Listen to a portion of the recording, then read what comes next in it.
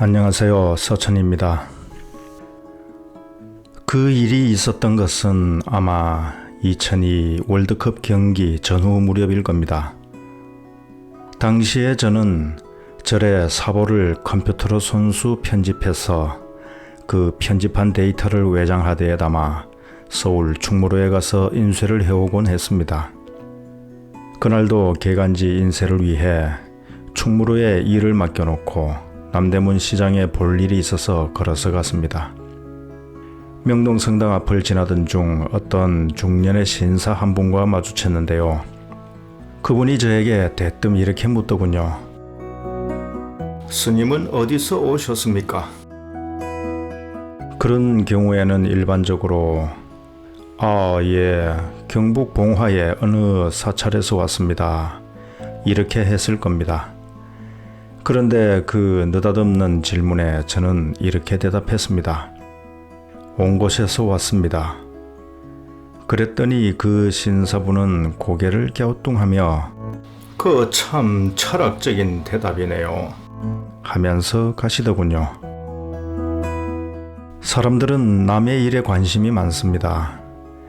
특히 우리 스님들처럼 외모와 차림새가 특이한 경우엔 궁금증이 더 커지는 것 같습니다.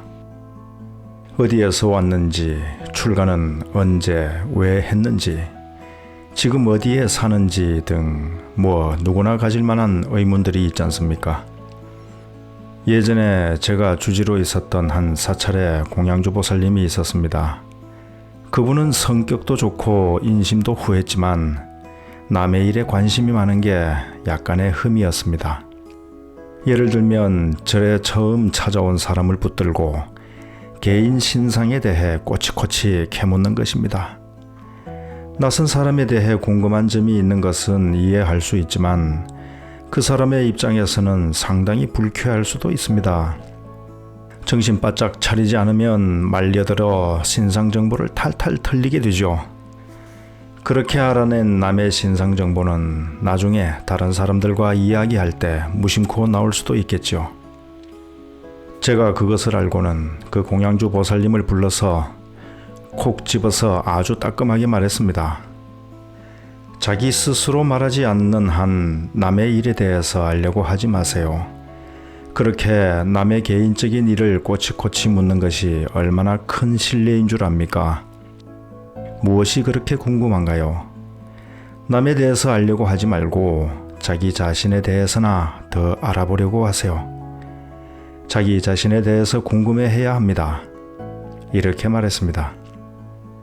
우리는 다른 사람이 어디에서 왔는지, 무엇을 하는지 궁금해해야 할 것이 아니라 자기 자신을 더 궁금해해야 합니다. 나는 누구인지, 어디서 왔다가 어디로 갈 것인지 정말 궁금하지 않은가요? 부처님은 깨달으신 후에 45년간 방대한 가르침을 펼치셨습니다. 그래서 부처님의 수많은 가르침을 84,000본문이라 하고 그것을 목판에 새겨놓은 것이 해인사 팔만대장경입니다. 하지만 부처님께서 침묵을 하신 때도 있었습니다. 물론 혼자 계시거나 선정에 들거나 공양 중이시거나 쉬는 동안에는 아무 말씀도 안 하셨겠지요. 그렇지만 다른 사람의 질문에 대답하지 않고 묵묵히 대응한 경우가 있었습니다. 앞에서 언급한 일화처럼 오늘날에도 종종 있는 일이지만 부처님 당시에도 브라만이나 다양한 외도들이 시비를 거는 경우가 많았습니다. 그때마다 적절한 가르침을 보여주신 부처님에게 그들은 감복하여 머리를 숙이고 부처님께 귀의한 일화는 셀 수 없을 정도입니다.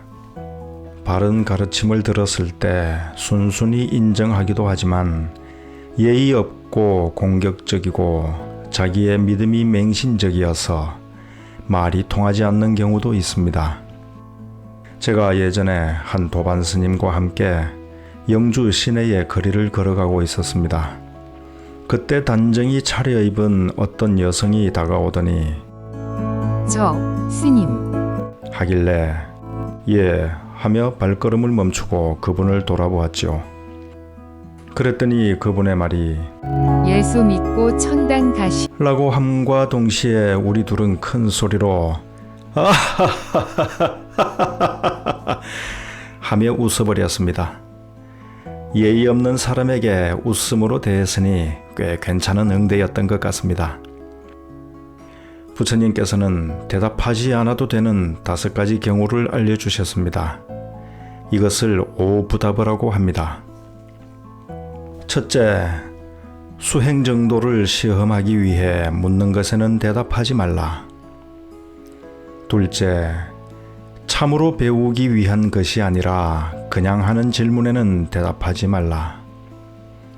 셋째, 잘못을 뉘우치지 않으려고 반문하는 질문에는 대답하지 말라.